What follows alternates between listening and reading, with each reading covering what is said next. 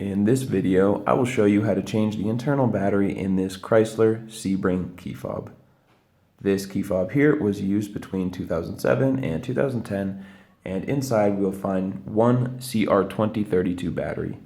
It's really easy to open this thing up, change the battery yourself at home. Don't need to pay anyone to do it. Just get yourself one of these batteries. You can get them on Amazon. I've left a link down in the description to pick one up for just a couple of bucks. And just go ahead and follow along. Very simple. First, we're going to locate this little opening, the slot in the side of the key fob. Take something like a flathead screwdriver, whatever will fit inside, and you hold firmly and twist.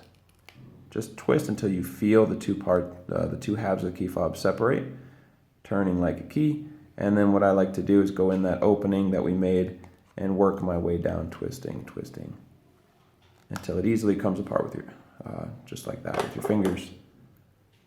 Now we can remove this rubber component, set that aside, and now we can get at the battery. Take your tool, come in from the side and get under the battery and just push up. Very little effort, the battery will come free. There's our CR2032 battery. Take your new one, make sure this positive side goes face down, and then we're just going to set it on top, click it in. Super easy.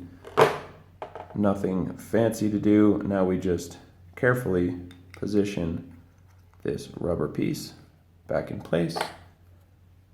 Take this and just click back together and you're done. If you found this video helpful, feel free to give us a like or leave a comment. And for more information on changing the batteries inside any of your key fobs from any make or model, check out the rest of the videos on our YouTube channel or visit fobbattery.com. Thank you for watching.